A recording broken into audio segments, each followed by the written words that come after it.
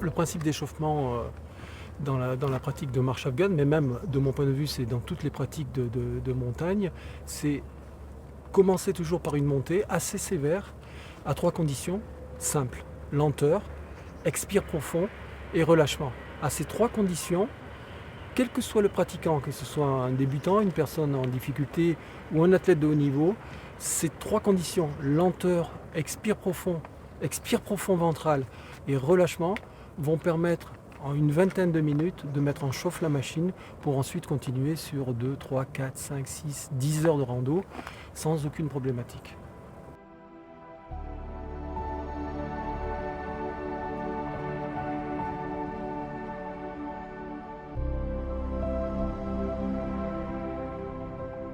Et ça va nous amener naturellement aux respirations de la marche afghane, ou autrement dit de la synchronisation du pas avec la respiration ou de la respiration avec le pas, avec les 4 rythmes de base: 1-1, un pas j'inspire, un pas je souffle, 1-2, un pas j'inspire, 2 pas je souffle, 2-2 et 2-3. Et ça peut augmenter, on peut aller à 3-3, 3-4.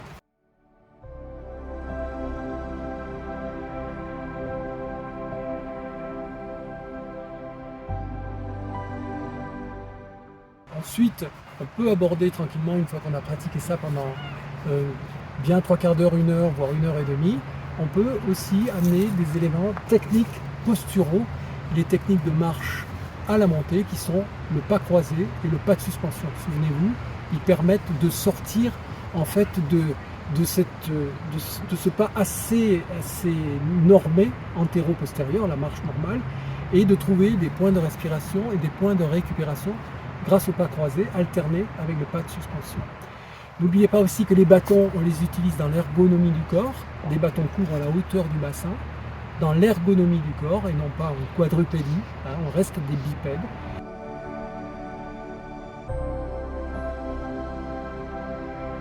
Une fois qu'on a pratiqué toutes ces techniques simples de montée et qu'on est à l'aise à la montée, on peut envisager la descente avec sérénité, à condition d'avoir un certain nombre de petits moyens, on va dire, qui vont nous amener à descendre en toute sécurité. Ils ne sont pas très nombreux et ils se résument en un acronyme: P, P, B, C. Petit pas, bas et compact. Je descends mon centre de gravité, je ne vais pas vers l'avant, je ne vais pas vers l'arrière, je descends simplement mon centre de gravité. Mes bâtons sont devant. S'ils ne sont pas devant, je les mets dans le sac et j'utilise mes mains pour récupérer le déséquilibre. Et le souffle, là, on a plusieurs formes de souffle. Je peux lâcher le frein en descendant en PPBC assez rapidement, ce que j'appelle le frein moteur, avec un expire très profond, l'expire du boxeur dans le sac de frappe, qui va amener en fait une grande vigilance, une grande présence, et qui va nous amener aussi vers le jeu. La descente, c'est du jeu, c'est de la vigilance et du jeu. Ils vont nous laisser en sécurité. Et ensuite, n'oubliez pas aussi cette capacité qu'on a à relever la tête pour regarder loin, pour anticiper, pour faire en sorte que le cerveau enregistre le terrain et qu'on ne soit pas surpris par une racine, par un caillou, par un dévers, etc.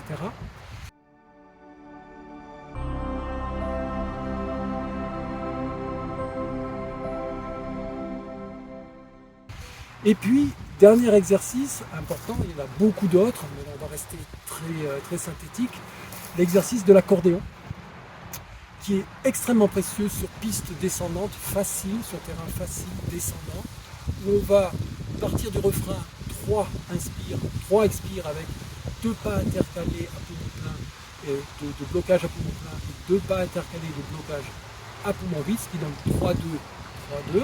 Ensuite on monte à 4-2, 4-2, 5-2, 5-2, jusque là où on peut arriver. Si on arrive jusqu'à 8 par exemple, on redescend ensuite progressivement par palier, 7-2, 7-2, 6-2, 6-2, jusqu'au refrain 3-2, 3-2, pour revenir une deuxième fois et chercher à aller encore plus loin, pour travailler à la fois sur le volume respiratoire et sur le débit à l'inspire et l'expire, le terme Ujjayi qui est employé en yoga.